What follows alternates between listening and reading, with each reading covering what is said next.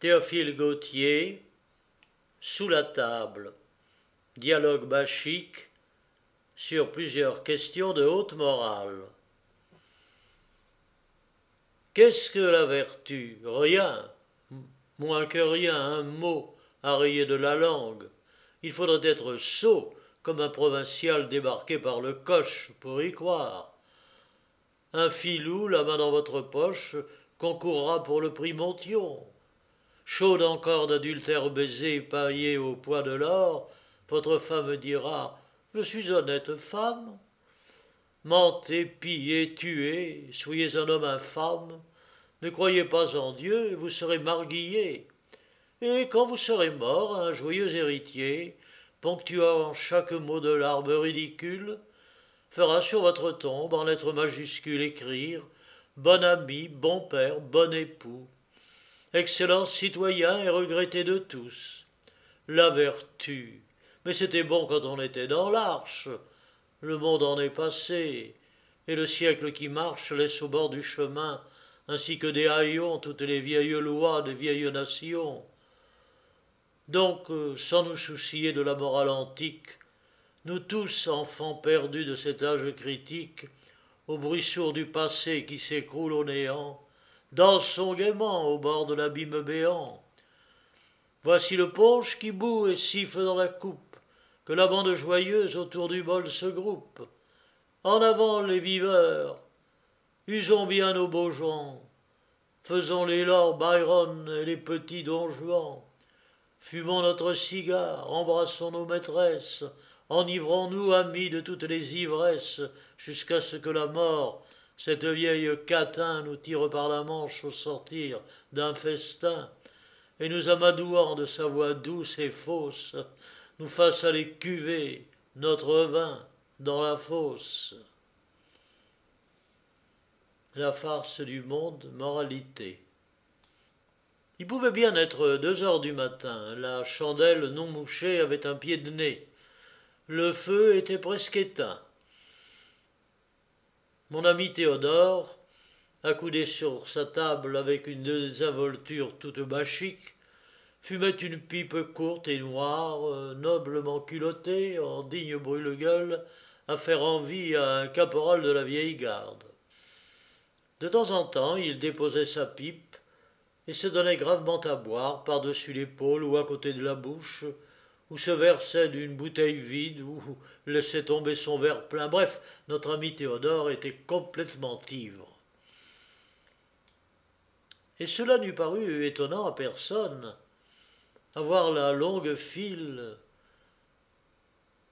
de bouteilles sur cul qui disait sans goulot « Nous avons trop vécu ». À moins qu'il n'en eût jeté le contenu par la fenêtre, ce qui est peu probable, il devait mathématiquement et logiquement être ivre-mort. Il y aurait eu de quoi griser un tambour-major et 2 sonneurs, et notre ami Théodore était seul. Je l'avoue en rougissant, il était seul, malgré le célèbre adage « Celui qui boit seul est indigne de vivre ». Adage si religieusement suivi dans tout état un peu civilisé. Il était seul, c'est-à-dire il le paraissait, car un soupir profond, parti de dessous la table, vint révéler tout à coup un compagnon chaviré et rendre plus facile à expliquer le nombre formidable de flacons vides ou brisés qui encombraient le guéridon et la table. Théodore laissa tomber de haut et avec un air d'ineffable pitié, un regard incertain et hébété, sur la masse informe qui se remuait dans l'ombre, et aspira bruyamment une gorgée de fumée. « Oh, Théodore, ton chien de carreau est dur comme un cœur de femme. Tends-moi la main, que je me relève et que je boive, j'ai soif. »« Oh, si tu veux, je vais te brosser ton verre, » répondit Théodore, sentant dans sa conscience qu'il était au-dessus de ses forces de relever son camarade. Peut-on se saouler comme cela, fille ivrogne, ajouta-t-il, par manière de réflexion. Âme dénaturée, reprit avec un sérieux comique la voix d'en bas. Tu veux pas me relever? Mettez donc après cela des lampions sur la tête aux gens de peur que les voitures ne les écrasent quand ils tombent au coin des bornes pour avoir oublié de tremper leur vin ce jour-là. Oh, m'y reprendra plus, ingrat.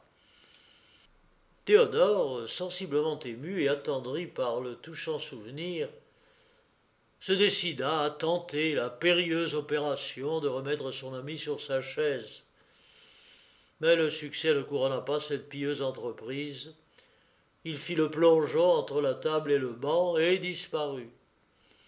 Ce fut pendant quelques minutes des grognements sourds et étouffés, car Théodore était précisément tombé sur l'estomac de son estimable camarade, et il lui pesait plus qu'un remords. Cependant, après des efforts inouïs, ils parvinrent à se mettre dans une position un peu moins incommode, et le calme se rétablit. Après un silence assez long, « Hélas, fit Roderick. Qu'as-tu, mon cher ami dit Théodore, avec toute l'effusion caractéristique des ivrognes. Ben, je suis bien malheureux. Est-ce que ta maîtresse t'a planté là? Au contraire, mon ami, la pauvre femme n'est pas capable de cela. C'est bien pour mon malheur, la plus vertueuse créature qui soit. Voilà, un singulier reproche. Oh, bien que t'as le bonheur, toi, d'avoir pour maîtresse une catin. Oh, singulier bonheur.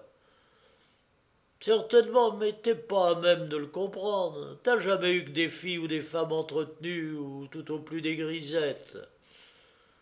Tu n'es jamais descendu jusqu'à l'honnête femme. Tu sais pas ce qu'il y en est. Par honnête femme, j'entends pas ce qu'on entend généralement par là. Une femme qui a un mari, un cachemire, qui loge au premier, ne se permet guère qu'un amant à la fois. Ben, qu'est-ce donc alors dit l'autre en se soulevant sur le coude avec une stupéfaction profonde. Ben, c'est pas la même celle qui a pas d'amant du tout. Hum, fit Théodore comme un homme dont la conviction est tout à fait troublée. Oh mon ami, j'en suis mortifié pour toi, t'es un âne, tu seras probablement pas autre chose d'ici à bien longtemps. À cet endroit de son apostrophe, Roderick fit un hoquet hasardeux et s'interrompit un instant. Mais il reprit bientôt le fil de son discours avec une grâce toute particulière, en imitant l'accent de Frédéric dans l'auberge des Adrets.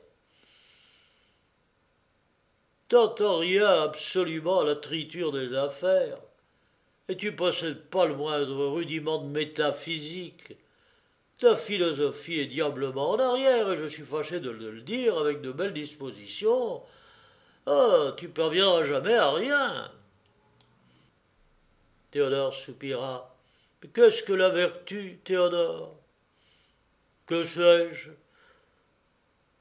Ceci est du Montaigne, et est-ce que t'as dit de plus raisonnable depuis que tu abuses de la langue que Dieu t'a donnée? Brutus définit la vertu un nom. En vérité, si ce n'est qu'un nom, jamais 5 lettres ne se sont donné rendez-vous avec 2 misérables syllabes pour former un mot plus insignifiant. Du reste, s'il est permis à quelqu'un qui n'est pas vaudevilliste de faire une pitoyable calembour, la vertu n'est pas un nom, mais un nom, N-O-N, indéfiniment prolongé. Théodore, effaré, souffla par ses narines comme un hippopotame et redoubla d'attention. Et Roderick continua. Oui, mon ami, la vertu est essentiellement négative. Être vertueux, qu'est-ce autre chose que dire non à tout ce qui est agréable dans cette vie, qu'une lutte absurde avec des penchants et les passions naturelles, que le triomphe de l'hypocrisie et du mensonge sur la vérité. Quand les États reposaient sur des fictions, il y avait besoin de vertus fictives sans quoi il aurait pu vivre. Mais dans un siècle aussi positif, sous une monarchie constitutionnelle entourée d'institutions républicaines, il est indécent et de mauvais ton d'être vertueux. Il n'y a que les forçats qu'ils soient. Quant aux femmes honnêtes, la race en est perdue. Elles sont toutes au Père-Lachaise ou ailleurs. Les épitaphes en font foi. Ben, il me semble que tu as dit tout à l'heure, Roderick, que ta maîtresse était vertueuse. Bonnet, mais quand on dit que toutes les femmes sont des catins, il est toujours sous-entendu qu'on accepte sa mère et sa maîtresse. Ainsi ton observation n'a pas le sens commun. Pourtant, répliqua timidement Théodore, j'ai fait cet hiver la cour à une femme pendant 15 jours et je l'ai pas eue. Mais si tu lui avais fait la cour 7 jours au lieu de 15, le résultat a peut-être été tout différent. Tu t'en es allé au moment où elle allait céder par amour ou par ennui, car l'ennui est au moins de moitié dans les conquêtes que nous faisons. D'ailleurs, bien que ton gilet soit d'une coupe irréprochable et que tu fasses siffler ta cravache assez fashionablement, tu n'es encore qu'un médiocre don Juan et tu n'entends rien au fin des choses. T'es guère capable que de faire de la corruption de seconde main. Tu entres à ces effrontéments dans les armes dont la serrure est forcée, mais tu sais pas forcer toi-même la serrure. Il faut un voleur plus adroit que toi pour ouvrir la porte et enlever le trésor. Que ce soit avec une clé ou un rossignol que l'on ouvre, peu importe. Mais toi, t'es pas en état de trouver la clé véritable ou d'en forger une fausse. Cette femme dont tu me parlais était peut-être dans ce cas. Sans doute. Elle m'aurait cédé à moi ou à un autre. Ton exemple ne prouve rien. Tout est relatif. Je n'ai pas voulu dire qu'une femme était catin pour tout le monde. J'ai seulement voulu dire qu'elle n'était pas vertueuse pour tout le monde, ce qui est bien différent. Une femme qui serait vertueuse pour tous et à tous les instants serait une monstruosité. Ces monstruosités-là sont rares, fort heureusement. Oh, ma tante Griselde, interrompit Théodore, était certainement une honnête femme. Mon digne ami, je sais pas à quoi ton père et ta mère pensaient en te faisant, mais certainement ils pensaient à autre chose. Ils ont marqué ta cervelle. Ta tante Griselde que tu cites était bossue, rousse, borgne et brèchelant. Elle n'a pas dû être beaucoup sollicitée, ce qui prouve pas qu'elle est sollicitée elle-même, car l'âne regimbe, et la chair est plus éloquente que l'esprit. T'es donc matérialiste, Roderick? Ben, le suis, ouais, tous les hommes d'esprit le sont, c'est plus sûr. Tu devrais bien l'être aussi, car il est bien évident qu'il existe 100 et quelques livres de chair qu'on nomme Théodore, et l'existence de son esprit est au moins problématique à entendre la sotte conversation que nous menons ensemble. Je veux pas faire ici du Byron, mais c'est aussi usé que du Florian. Mais tu me permettras de te faire part de quelques réflexions. Y a-t-il dans le monde une femme qui n'ait jamais failli, je ne dis pas en action, il y en a, mais en pensée? Je ne le crois pas. Tu vas me trouver singulier, mais je veux être coupé par ouelle comme une betterave. Si je n'aimerais pas mieux une femme qui aurait failli corporellement qu'une qui aurait failli spirituellement. L'une a ses sens pour excuse, l'autre n'en a pas. En un mot, j'épouserais plus volontiers une fille qui aurait été violée qu'une qui aurait résisté à un amant aimé. Je préfère, tout matérialiste que je suis, la virginité de l'âme à celle du corps. À bien fouiller la vertu des femmes, il ne reste à l'analyse que des vices, l'orgueil et la peur. Quelle est la femme qui, sûre du secret, a la force de résister? Aucune. C'est ce qui explique pourquoi les prêtres avaient tant de femmes autrefois. Quelle est la femme qui, arrivée au bout de sa carrière, ne se soit pas repentie d'avoir été vertueuse? Quelle est la femme qui n'a pas souhaité d'être homme? Il y a des femmes qui restent vertueuses pour se donner le plaisir de déchirer celles qui ne le sont pas. Et celles-ci, oh, par la crainte qu'elles ont de celles-là, d'autres par nonchalance ou faute d'occasion, d'autres enfin par impuissance ou froideur naturelle, parce qu'elles n'ont ni cœur ni entrailles, parce qu'elles ne sentent ni ne comprennent rien. Ce sont les pires de toutes et les plus communes. Au fond, il n'y a guère que le moyen de corruption qui varie, elles sont toutes corruptibles. Une cède parce que son orgueil est flatté, parce que vous êtes pair de France, que vous êtes duc, que vous avez une célébrité quelconque. Une parce qu'elle aime les parures, les diamants et les plumes. L'autre, oh, pour tout autre motif, pour avoir quelqu'un à qui parler, à qui donner le bras. C'est un grand hasard quand il y en a une qui cède par amour. Ce sont là les vertueuses, à mon sens. Celle qui tient encore à 100 000 francs céderait à 200. Il y a là-dessus un trait historique d'un courtisan à une reine, que je ne vous dirai pas, car vous le savez comme moi, et qui est d'une grande vérité. Il n'y a pas de différence de la femme qui se livre pour 1 million à la fille qui se prostitue pour 100 sous. Cette femme est vertueuse, c'est bien, je veux le croire, mais qui vous dit qu'il faut lui en avoir d'obligation? Un coup de sonnette, une porte ouverte brusquement, sont peut-être la seule cause de cette vertu intacte dont elle a fait tant d'étalage. Un bon verrou bien tiré et une porte dérobée en cas d'accident, il n'y a pas de vertu avec cela. Et puis, chaque femme comme chaque homme a son idéal. On meurt quelquefois en le cherchant. 1 an de vie de plus, on l'aurait trouvé. Alors, dites-moi, que serait devenue la vertu? Quelquefois on le rencontre, on l'épouse, c'est le ciel égal, il n'y a rien à dire. Mais ce n'est qu'une heureuse position. Et cette femme favorisée du sort, placée autrement et sans aucun doute agit différemment. Chaque âme, chaque corps a son pôle où il tente à travers tout comme la boussole au nord. Il ne faut pas faire rebrousser l'aiguille.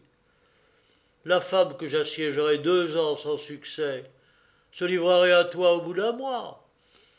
Alors le niais repoussé va crier sur les toits qu'il a trouvé une vertu. Voilà comme les réputations se font. Il a trouvé une place prise, voilà tout. Je ne connais rien de bouffon comme les causes de plusieurs choses graves. Si l'on se rendait compte de certaines résistances désespérées, il y aurait vraiment de quoi rire.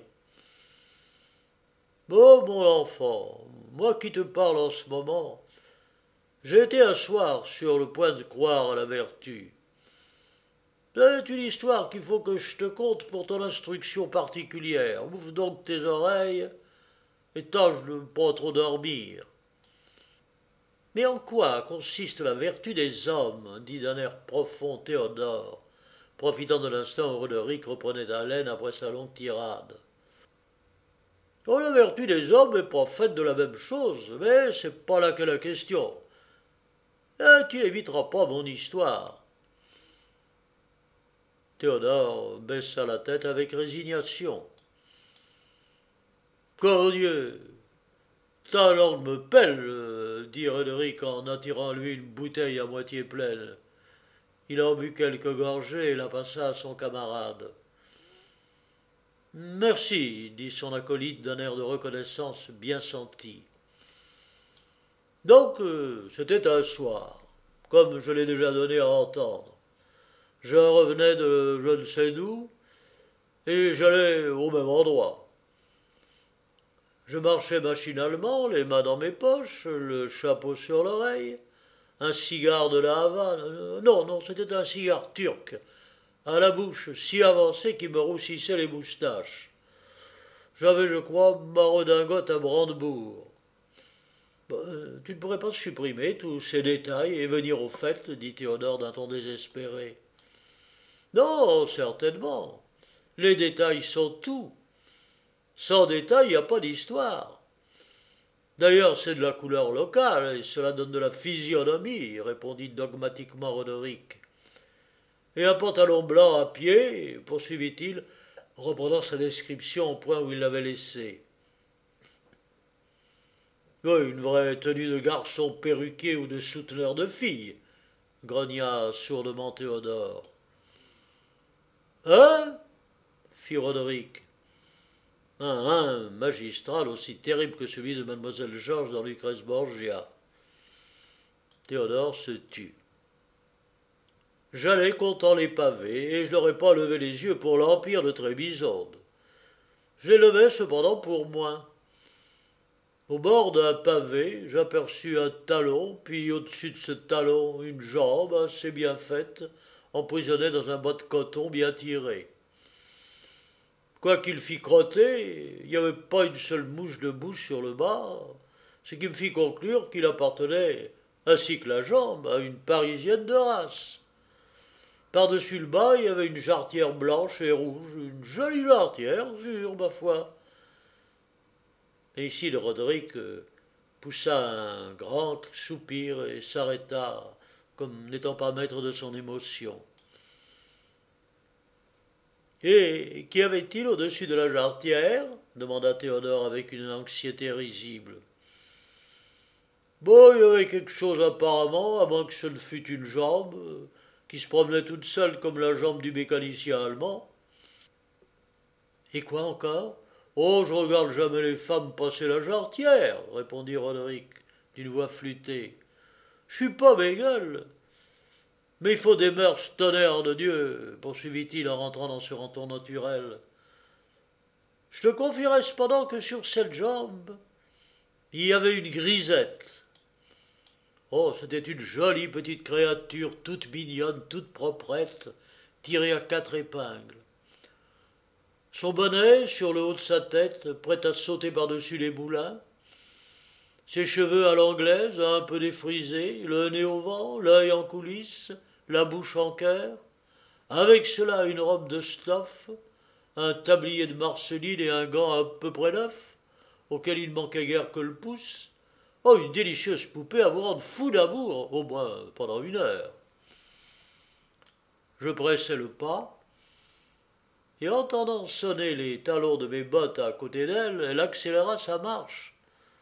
Elle trottait comme une perdrix, et j'avais beau me fondre comme un compas, je ne pouvais pas l'atteindre. Une voiture qui lui barra le passage me permit enfin de l'accoster. N'êtes-vous pas, lui dis-je en la saluant, mademoiselle Angelina, qui travaille chez madame C. Non, répondit-elle en tournant vers moi ses beaux yeux étonnés et avec la plus savante naïveté. Non, je m'appelle Rosette et je ne travaille pas chez la dame que vous venez de nommer. Rosette, c'est un joli nom. Un peu commun, j'aimerais mieux m'appeler Wilhelmine ou Fédora, c'est plus distingué. Mais je ne suis pas la demoiselle que vous cherchez.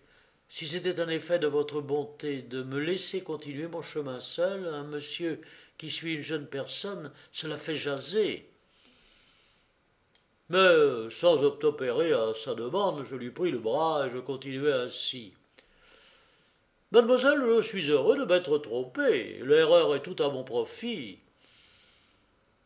Angelina est bien jolie, mais... Bien jolie, c'est comme on veut. Je la connais, oui, nous avons été amis ensemble. Elle a le nez furieusement rouge pour son âge. Après tout, elle n'est pas jeune. Elle dit 26 ans, mais elle en a bien 28 ou 29 même. Elle a du son plein la figure. Elle veut faire la grosse, mais on sait ce que c'est. Et puis ce genre qu'elle a, oh, ça ne fait pas pitié. Sais-tu, mon cher ami, que ton histoire est outrageusement ennuyeuse, interrompit Théodore. Elle ne pêche pas par la nouveauté. Je pourrais t'en raconter comme cela autant qu'il y a de jours dans l'année, et puis c'est d'un Paul de Kock. C'est précisément ce qui en fait le mérite. Maintenant, une histoire simple qui peut arriver, n'est-ce pas ce qu'il y a de plus extraordinaire? Cependant, en considération de ce que tu es ivre et qu'un homme ivre a autant de droits aux égards qu'une femme enceinte, je consens à passer le reste de ma conversation avec Rosette, me réservant toutefois de te le dire plus tard. D'ailleurs, si le commencement est Paul de Kock, ce que je nierai jusqu'au fagot inclusivement, la fin est aussi satanique qu'on puisse le désirer. Voyons la fin. Tout à l'heure. Oh, si je mettais la fin au commencement, le commencement serait la fin. Et on ne peut pas continuer à conter une histoire comme on lit une ligne d'hébreu ou comme une dévote sort d'une église à l'envers. Bref, nous arrivâmes, bras dessus, bras dessous, devant ma porte, parfaitement amis et anciennes connaissances. Je frappai. Rosette fit un mouvement de surprise quand je me reculai pour la laisser entrer, puis elle entra, sans trop de façon, et en sautillant comme un pinson. Elle eut seulement la précaution de me faire monter l'escalier devant elle, précaution qui indique une expérience bien éprouvée, vu ses 17 ans, et que je recommande fort à toutes ces dames et demoiselles quelconques qui, pour suppléer au manque de rondeur de certaines parties, portent ce que madame de Genlis appelle tout crûment un polisson, et que nous appelons une tournure. Je me fis apporter une bouteille de vin d'Espagne, quelques biscuits et 2 verres. Car si le in vino veritas est applicable à l'homme, il est encore plus juste pour la femme. Je trouve que c'est une excellente méthode d'éprouver les caractères par le vin. C'est une coupelle qui ne trompe guère, je n'y manque jamais. Je ne voudrais pas prendre pour maîtresse une femme que je n'aurais pas vue saoule. Avec une bouteille ou deux, on n'entre plus avant dans une dame que par 10 ans de fréquentation. La brute apparaît alors dans toute sa candeur, le fard tombe au vice. On oublie de cacher l'ulcère sous le manteau, on jette le manteau, on ôte le corset, on ôte tout. Je ne conçois pas comment les scélérats osent boire une goutte de vin. Moi, qui suis ingrisable, notez que c'était sous la table que notre signe narrateur Roderick avançait cette audacieuse assertion. J'observe, j'anatomise, je fais de la psychologie, je promène mon scalpel à droite et à gauche, et c'est ainsi que j'ai acquis cette profonde connaissance du cœur humain que chacun admire en moi, et qui me rend supérieur à toi et à tant d'animaux de ton espèce. La petite s'en vint s'asseoir tout bellement sur mon genou et becqueter dans mon verre. Oh, elle était tout à fait apprivoisée. C'était charmant. Je me souviens que nous prîmes un masse-pain, chacun par un bout, nos bouches avançaient l'une vers l'autre à mesure que le masse-pain diminuait. Enfin, elles se touchèrent. Ça fut un beau baiser, je te jure, un beau baiser sonore et éclatant comme les prudes n'osent pas les donner, car cela fait du bruit et l'on peut entendre. Un bon et franc baiser français avec ce milliard clapotement de lèvres, comme au temps de la Régence et qu'on aurait bien dû restaurer plutôt que tant d'autres choses. La petite, trouvant cela drôle, le répéta plusieurs fois et se prit à rire de ce rire argentin et grêle, particulier aux grisettes et aux grandes dames. Je lui fis boire plusieurs verres coup sur coup, et elle commença à entrer en gaieté. Ses joues se rosaient comme de la tisane de champagne, son œil s'allongeait comme une amande, sa tête se couchait sur son épaule, et elle chantonnait tout en babillant une chanson de Béranger, dont elle me battait la mesure sur les os des jambes avec ses jolis petits pieds. La trouvant à point, je commençai à lui baiser le col et les épaules. Elle me laissait faire. Oh, j'ai chaud, dit-elle en passant ses mains sur son front. Et elle jeta par-dessus sa tête le fichu qui gênait mes caresses. Jusque-là, tout allait on ne peut mieux. Je posai mes lèvres sur sa gorge, à moitié découverte. Mais elle ne fit pas encore de résistance. Non, mais je ne vois pas trop dans tout cela quel est le motif qui a manqué à te faire croire à la vertu un soir durant. Oh, Roderick, mon ami très cher. Mais si tu ne m'avais interrompu, stupide béotien que tu es, tu le saurais, il y a longtemps. Non, j'essayais plus. Alors, ce fut un combat dont tu n'as pas d'idée. Elle me coulait entre les doigts comme une anguille, et il y avait dans sa physionomie une impression d'effroi si vraie, si énergique, qu'il était impossible de le croire jouer. Elle tournait ses yeux avec un air d'angoisse, elle se tordait les mains et me repoussait opiniâtrement. Oh, j'avais jamais vu une aussi vigoureuse défense. Où diable la vertu va-t-elle se nicher? Ouais, ben cela dura une grande heure au moins. À la fin, épuisée de fatigue, elle tomba sur le bord de mon lit. J'en eus presque pitié, et je fus tenté de la laisser là, mais faisant réflexion que c'était une pitié de cette espèce que les femmes vous ont le moins d'obligation, et ne voulant pas qu'elle me prît pour un imbécile, je revins à l'assaut, et me servant d'un petit poignard que je porte toujours sur moi, je coupai le lacet de sa robe, et je parvins à l'en dépouiller. Je vis alors qu'elle manquait d'une chose indispensable. Peut-être, dit Théodore, n'avait-elle qu'un sein, comme la courtisane vénitienne dont parle Jean-Jacques Rousseau? Oh non, non, je te certifie qu'elle en avait bien deux. Ben, peut-être était-elle comme la femme de Thomas Vin dont il est question dans Marot. Oh, aucunement, c'était une charmante et complète créature. Seulement, elle n'avait pas. Quoi donc? Elle n'avait pas de chemise. Oh, fit Théodore. Pauvre ange, ajouta Roderick. Tu penses bien que je lui donnais de quoi en acheter? Ah oui, voilà un drôle de dénouement. La morale de celle-ci est différente de celle de la caricature de Charlet, mais elle n'est pas à mépriser, mes beaux jeunes mélancoliques qui faites la cour aux femmes. Ô vous qui attaquez une vertu, faites attention aux phases de la lune.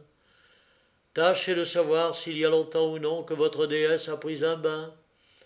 Tâchez de savoir si elle n'a pas de trou assez bas ce jour-là. Cela est plus important que vous ne croyez. Si par hasard elle a remplacé sa jarretière perdue par une ficelle, je vous conseille en ami de vous tenir tranquille, car fussiez-vous plus gémissant que la colombe au nid, fussiez-vous Lovelace ou Richelieu, vous perdriez vos peines. Il me semble, Roderick, que nous devrions bien tâcher de nous remettre sur nos chaises. Pourquoi restons par terre, puisque nous y sommes? Beaucoup de gens devraient suivre notre exemple. Ah, le monde n'en irait que mieux. Soit, reprit l'autre. D'ailleurs, cela est plus bachique et plus dévergondé, cela a plus de caractère.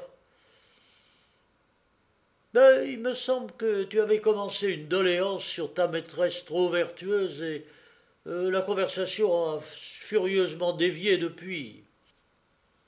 Mon ami, tu ne peux te faire une idée des tourments que j'endure, ne les ayant jamais éprouvés par toi-même. Ma maîtresse, comme j'ai dit, est la personne la plus confite en vertu qu'il y ait dans toute la chrétienté. Je ne me souviens pas de lui avoir entendu dire oui à quelque chose. Certainement, c'est une belle fille, ses cheveux sont blonds et de la plus belle nuance. Elle a les yeux grands et doux, un front uni, un nez droit, sa bouche est irréprochable, ses dents sont blanches comme de la porcelaine. Mais je me suis surpris 20 fois à la souhaiter moins parfaite. Ou autrement, j'aurais voulu un signe, un point noir sur cette peau si claire et si fraîche, un méplat plus capricieux dans ses lignes calmes et correctes. J'aurais voulu pouvoir allumer une paillette dans cet œil d'antilope, retrousser les coins de cette bouche antique, faire palpiter et vivre un peu ces longs cheveux si bien nattés et si bien peignés. C'était peine perdue. Autant aurait valu pour moi serrer dans mes bras une des statues des Tuileries, ou tâcher d'animer un mannequin. Ce n'est pas qu'elle ne m'aime pas. Il y aurait de l'espoir. Elle m'aime autant qu'elle peut aimer quelqu'un ou quelque chose. Je lui serais infidèle, ou je mourrais, je suis sûr que cela lui ferait de la peine, et qu'elle pleurerait. Mais c'est tout. Elle ne ferait pas une démarche pour me ramener, elle ne s'arracherait pas un seul de ses cheveux. C'est un caractère froid, un tempérament lymphatique qui ne s'émeut de rien, qui ne prend plaisir à rien, qui se laisse aller à vivre mais qui ne vit pas par lui-même, quelque chose de morne et d'indolent, qui est beau et se fait aimer mais ne peut prendre sur soi de montrer de l'amour.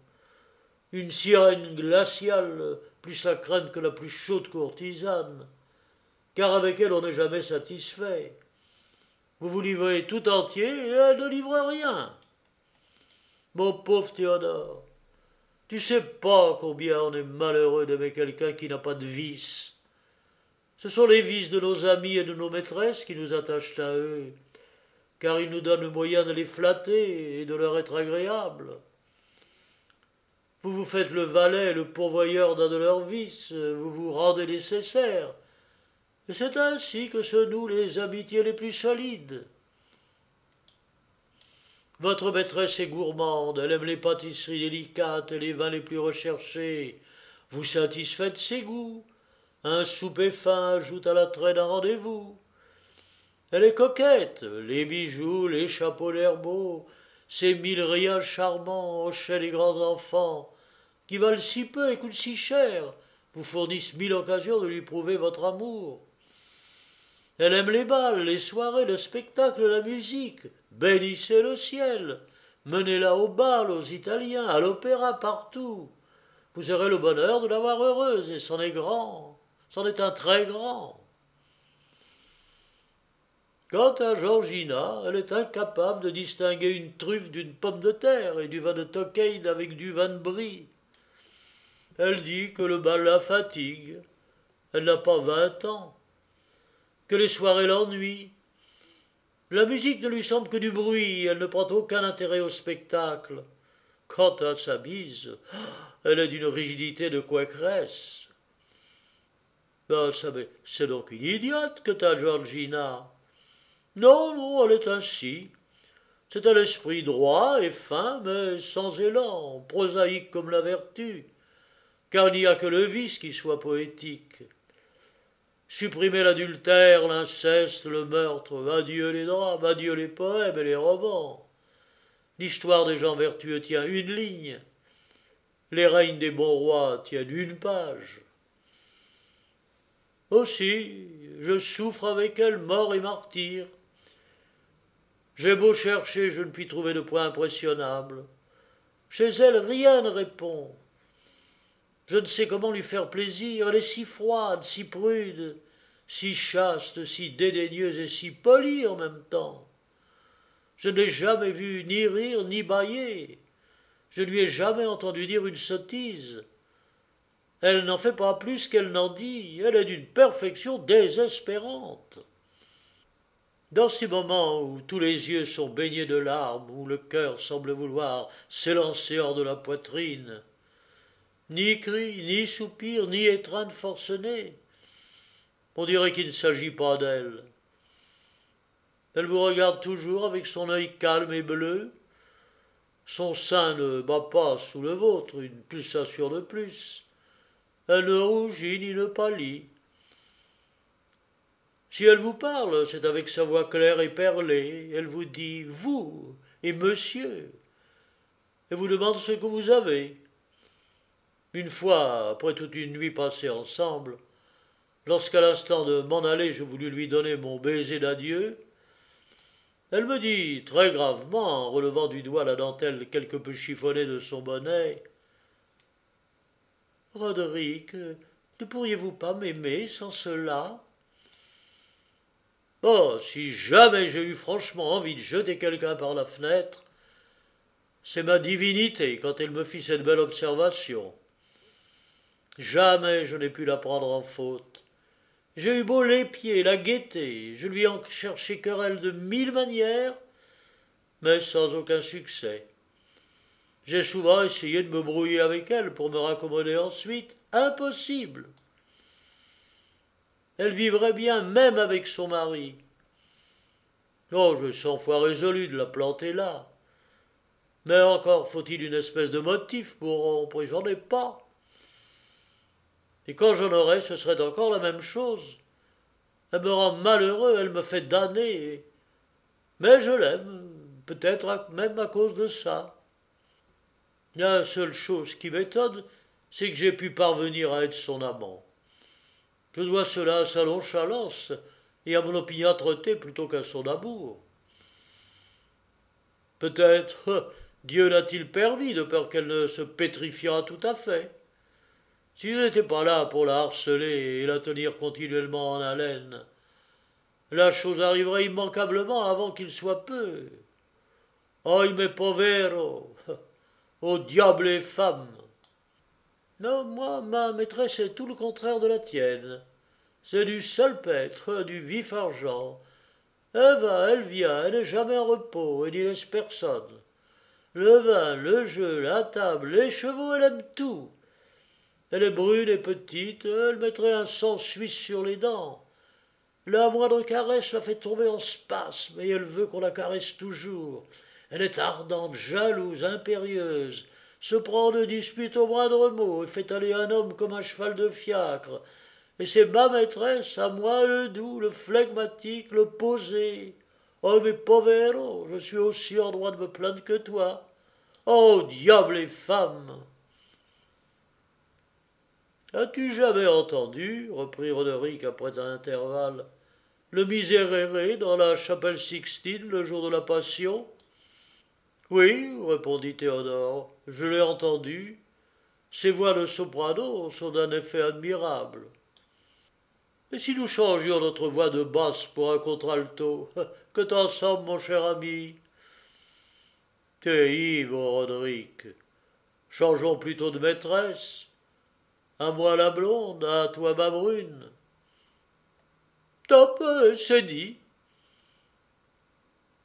Les deux amis se tournèrent le dos et ronflèrent profondément. Un mois après l'échange fait, ils se retrouvèrent sous la même table et eurent une grande conversation qui finit comme celle-ci. Oh, mes povero, au diable les femmes! À dater de cette époque, ils se grisèrent tous les jours et s'en trouvèrent on ne peut mieux.